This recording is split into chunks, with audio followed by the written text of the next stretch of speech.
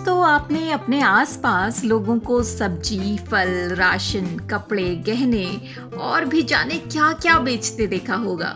लेकिन क्या आपने किसी को बुद्धि बेचते देखा है?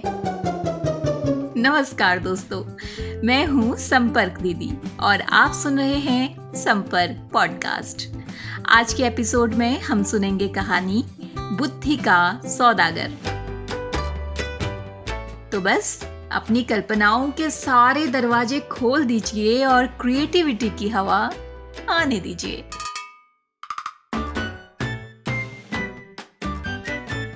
एक समय की बात है, गुजरात के एक छोटे से गांव में एक गरीब लड़का रहता था। उसके माता पिता नहीं थे। गांव में उसके पास आजीविका का कोई साधन भी नहीं था, लेकिन वो बहुत बुद्धिमान था। अपने पिता से उसने काम की कई बातें सीखी थी। एक दिन उसके दिमाग में एक अद्भुत विचार आया। उसने शहर जाने की ठान ली। शहर जाकर उसने एक सस्ती सी दुकान किराए पर ले ली और दुकान के बाहर एक बोर्ड लगा लिया जिस पर लिखा था, बुद्धि का सौदागर, यहाँ बुद्धि बिकती है।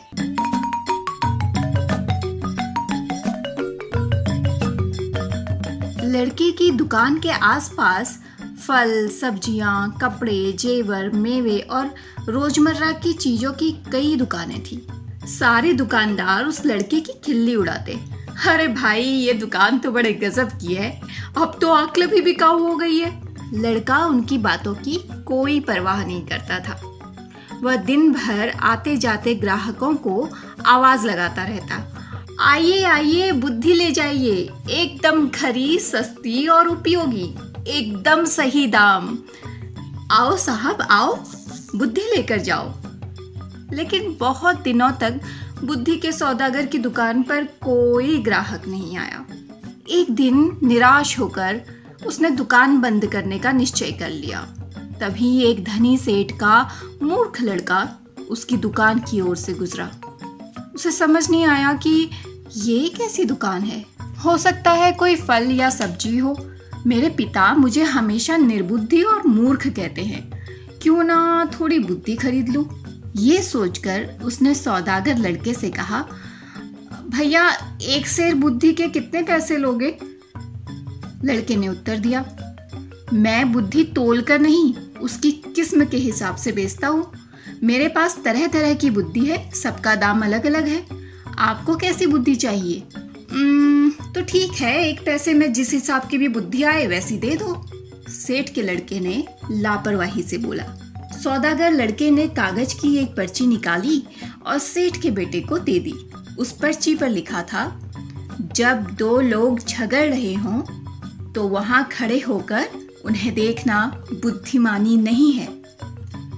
सेठ का बेटा खुशी खुशी घर पहुंचा और अपने पिता को कागज की पर्ची देते हुए बोला, देखिए पिताजी, मैं एक पैसे में अकल खरीद कर लाया हूँ। सेठ ने पर्ची पढ़ी और तमतमाकर बोले, मूर्ख, एक पैसे में ये क्या लेकर आया है? ये बात तो सभी जानते हैं। तुमने मेरा एक पैसा इस बेवकूफी में डुबो दिया। सेठ तुरंत सौदागर की दुकान पर पहुंचा। उस लड़के को बुरा भला कहते हुए बोला, लोगों को ठगते हुए तुम्हें शर्म नहीं आती? मेरा एक पैसा वापस करो। पैसा क्यों वापस करूं? माल दिया है, पैसा लिया है, लड़के ने कहा। ठीक है, ये लो अपना कागज का फटा टुकड़ा जिसे माल कह रहे हो, और लाओ मेरा एक पैसा वापस करो। नहीं चाहिए हमें तुम्हारा ये माल, ये लो। कहते हुए सेठ उसकी पर्ची वापस करने लगा। पर्ची नहीं, मेरी सीख वापस करो। अगर पैसा वापस चाहिए तो आपको एक कागज पर मुझे ये लिख कर देना होगा कि आपका बेटा कभी भी मेरी सीख का प्रयोग नहीं करेगा। बात बन गई, दोनों पक्ष मान गए। सेठ ने कागज पर हस्ताक्षर किए और अपना पैसा वापस लेकर प्रसन्न हो गया। समय बीतता गया। उस प्रदेश के राजा की 2 रानियां थी। एक दिन दोनों रानियों की दासियां बाजार गई। वहां उनका झगड़ा हो गया। बात हाथापाई तक पहुंच गई।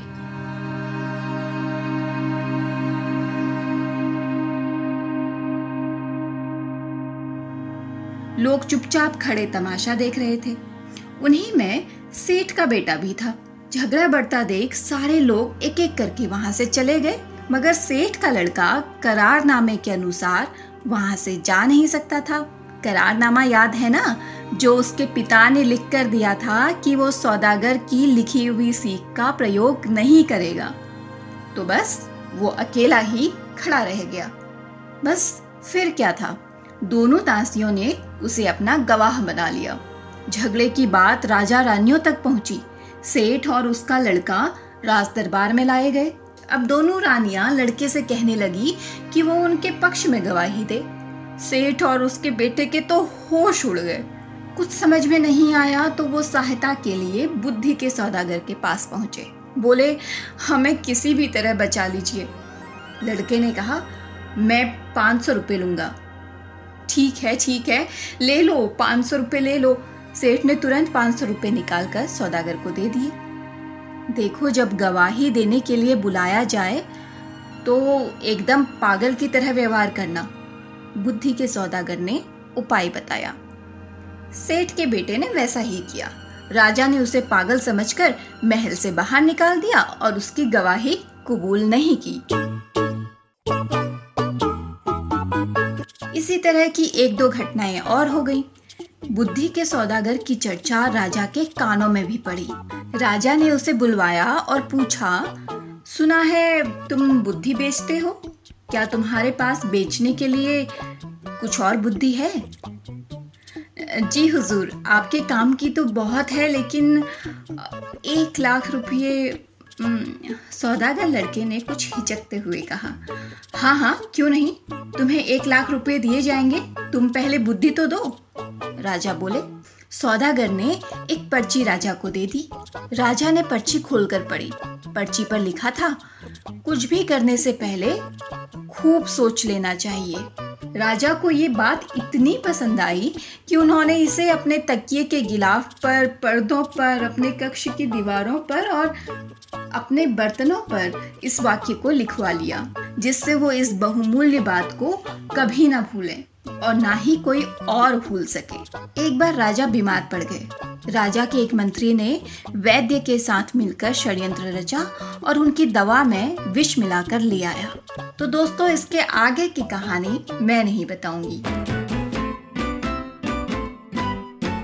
इस कहानी का अंत क्या होगा ये आपको बताना है। ये कहानी मैंने कुछ टीचर्स को सुनाई और उनसे पूछा कि यही कहानी अगर वो अपनी क्लास में सुनाते तो बच्चे क्या मजेदार जवाब देते और उनकी कल्पनाओं में इस कहानी का क्या अंत होता। क्या राजा खुद को सौदागर की बुद्धि की सहायता से बचा पाएगा? टीचर्स बच्चों के मजेदार जवाब बताते हुए खुद कैसे बच्चे बन गए, आइए सुनते हैं। चलिए सुनते हैं यूपी के जीशान जी और हिमाचल प्रदेश की सुस्मिता जी की कक्षा के बच्चे क्या मजेदार जवाब देते। वैद्य जी जब कक्ष में प्रवेश कर गए तो उनकी नज़र सामने लिखे वाक्य पर पड़ी, जिसे पढ़कर उनके हाथ कांपने लगे और सोचा कि राजा को हमारी साजिश का पता चल गया है और विष का प्याला उनके हाथ से छूट गया। राजा जी की जान बच गई और राजा ने सौदागर को बहुत सा इनाम दिया।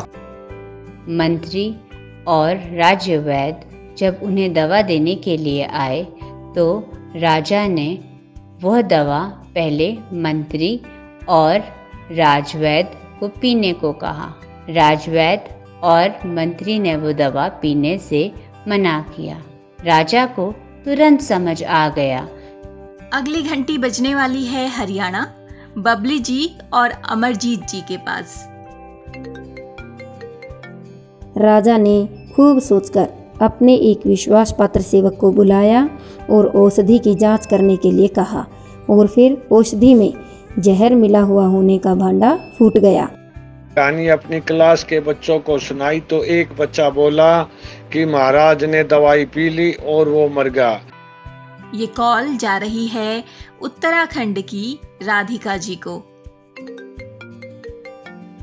कोई बच्चा शायद इसका यह उत्तर भी दे देता कि राजा ने दवाई पी ली और राजा की मौत हो जाती, पर कुछ बच्चों का उत्तर यह भी आता कि मैम, राजा को दवाई हाथ में पकड़ते ही बुद्धि के सौदागर की सीख जो उसने अपने कमरे में हर जगह लिखी होती दिख जाती और वह दवाई पीने से रुक जाता। वह अपने मंत्री को कहता, पहले आप यह दवाई पीकर दिखाओ। मंत्री डर के मारे कांपने लग जाता और उसकी चोरी पकड़ी जाती। सुनते हैं छत्तीसगढ़ के महेश जी और निशा जी क्या रोचक जवाब लाए हैं। कुछ बच्चे कह रहे हैं कि वह दवाई राजा जो है पी लेता है, पीने के बाद राजा मर जाता है, और मर गया तो वो जो वैद्य है और उनके मंत्री हैं वो राज्य को हड़प लेते हैं। और राजा जैसे ही विष वाली दवा पीने के लिए बर्तन को मुंह के पास लाया, उसकी नजर बर्तन पे लिखे शब्दों पर गया और वह रुक गया। बर्तन को टेबल पर रखकर दवा खाने से पहले सोचने लगा। राजा को सोचते देख मंत्री और वैद्य को लगा हमारी षड्यंत्र पकड़ी गई और राजा के पैरों में गिरकर माफी मांगने लगा। राजा ने सिपाहियों को बुलाकर मंत्री और वैद्य को कारागार में बंद करवा दिया। झारखंड की राजलक्ष्मी जी की कक्षा के बच्चे क्या मजेदार जवाब देते हैं, आइए सुन लेते हैं। मैम, जब वैद्य और मंत्री राजा को दवा पीने के लिए दिए तो जैसे ही राजा साहब पीना चाहे, उनके बर्तन पर बुद्धि के सौदागर की बात जो उन्होंने लिखी थी उस पर उनकी नज़र पड़ गई और वे दवा पीना छोड़कर सोचने लगे कि दवा पी लूं या ना पीऊं। यह देखकर वैद्य और मंत्री घबरा गए कि लगता है राजा साहब को पता चल गया है कि इसमें जहर है। सो दोनों डर के मारे राजा साहब के पैर पर गिरकर अपना जुर्म कबूल कर लिया और माफ़ी मांगने लगा।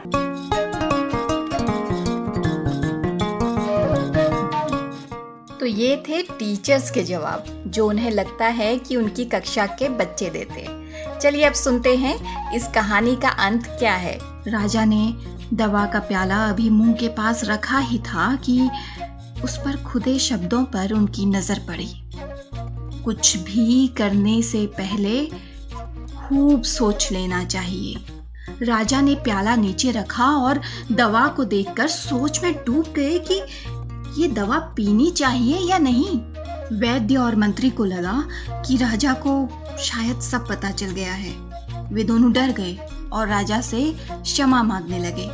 महाराज, हमें क्षमा कर दीजिए, हमसे बहुत बड़ी भूल हो गई। राजा ने तुरंत सिपाहियों को बुलवाकर दोनों को कारागार में डलवा दिया। बुद्धि के सौदागर को बुलाकर इनाम में खूब सारा धन दिया और फिर उसे अपना मंत्री बना लिया। तो टीचर्स, ये थी हमारी आज की कहानी। ये तो आप जानते ही हैं कि नई शिक्षा नीति यानी NEP में भी बच्चों को कहानियां सुनाई जाने की बात पर जोर डाला गया है। बच्चों को कहानी सुनाई जानी चाहिए, ये तो सब कहते हैं, लेकिन सवालों के शहंशाह इन बच्चों के लिए कहाँ से आएगी हर बार नई कहानी? और किसके पास है ये पिटारा? मेरे पास।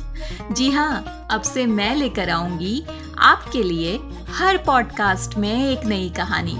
ये पॉडकास्ट आपको कैसे लग रहे हैं मुझे ज़रूर बताइए। और हाँ, ये भी बताइए कि इस कहानी से आपको क्या सीख मिली। सोच के जवाब दीजिएगा, मैं इंतज़ार करूंगी यहीं अपनी बैठक पर।